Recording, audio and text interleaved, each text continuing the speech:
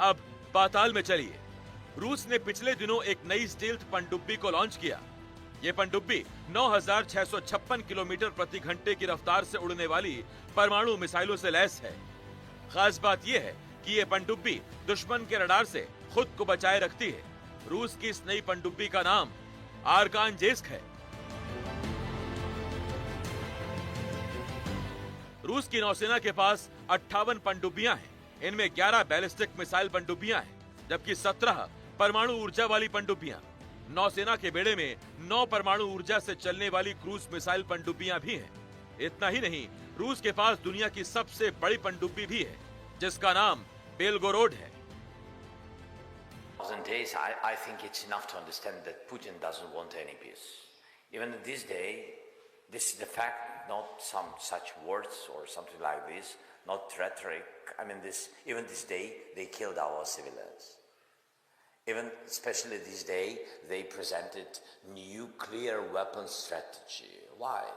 He wants just to make chaos in the world. He wants to destroy Ukraine not only, and some other countries of NATO and etc. I don't want to go deeply further to this. I don't want to repeat very simple things. Putin wants war. इस वक्त दुनिया में 9 देशों के पास यानी America, रूस, चीन, France, Bharat, Israel, उत्तर Korea, Pakistan और ब्रिटेन के पास परमाणु हथियार हैं। माना जाता है कि रूस के पास अकेले 5,977 परमाणु हथियार हैं, जबकि अमेरिका के पास 5,428, फ्रांस के पास 290 और ब्रिटेन के पास 225 परमाणु बम हैं। दूसरे विश्व युद्ध के समय जापान के हिरोशिमा में अमेरिका ने जो परमाणु बम गिराया था, वो 15 टन का था। बताया जाता है कि मौजूदा दौर के परमाणु बम 1000 किलो टन तक के हो सकते हैं। एक बार हिरोशिमा को याद कीजिए, फिर आप अंदाजा लगाइए इतनी बड़ी संख्या में इतने बड़े परमाणु हथियार के इस्तेमाल के बाद जो विस्फोट होगा तो दुनिया में क्या बचेगा।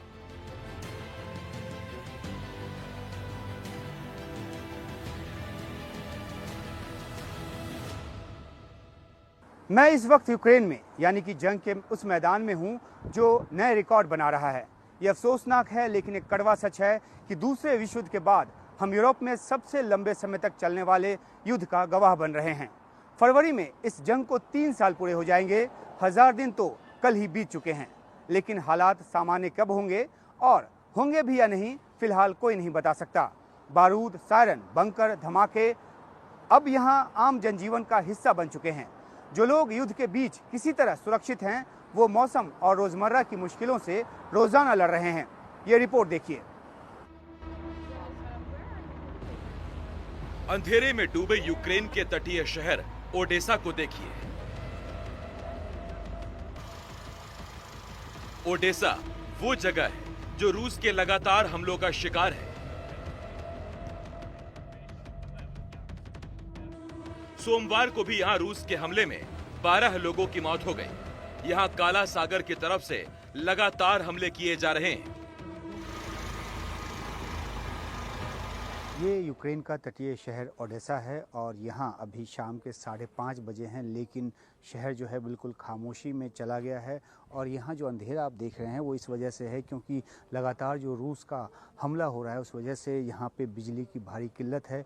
कुछ स्ट्रीट लाइट्स ज़रूर जो हैं वो जल रहे हैं, लेकिन यहाँ जो है वो अमूमन लोग जो हैं वो अंधेरे में रात बिताने को मंजूर हैं। जो रूस ने एनर्जी इंफ्रास्ट्रक्चर पे हमले किए हैं उसकी वजह से 65% जो क्षमता है यूक्रेन की अपनी ऊर्जा उत्पादन की, वो जाती रही है। और यही वजह है कि ओडेसा जैसा शहर जो कि ख़ास निशाने पर रहा है। यहाँ इस शहर में मैं 2022 अप्रैल में भी आया था और उस समय भी खतरा था, और आज तो खतरा और ज़्यादा है क्योंकि कल ही यहाँ पर जो है यानी कि सोमवार को यहाँ पे बड़ा हमला हुआ जिसमें 12 लोगों की जान गई, 40 से ज़्यादा घायल हुए। और अब जो है खतरे का अंदेशा और ज़्यादा बढ़ रहा है। ये शहर ख़ास निशाने पर इसलिए रहा है रूस के क्योंकि ये एक पोर्ट सिटी है। यहाँ पर पोर्ट पे कब्ज़ा करने की रूस की कोशिश रही है ताकि आर्थिक तौर पे और जो एक पंगु यूक्रेन को वो किया जा सके, लेकिन यूक्रेन जो है अपने शहर को बचाने में कामयाब रहा है।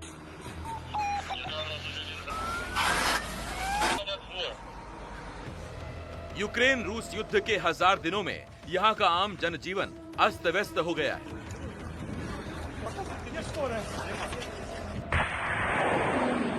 24 फरवरी 2022 को रूस ने यूक्रेन पर हमला किया था।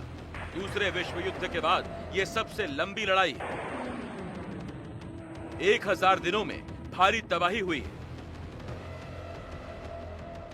संयुक्त राष्ट्र के आंकड़ों के मुताबिक युद्ध में 12,000 आम नागरिकों की जान गई है।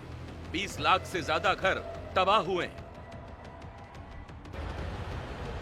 यूक्रेन में 10 में से 4 लोगों को मानवीय मदद की जरूरत है, यानी उनके पास खाने पीने तक का संकट है।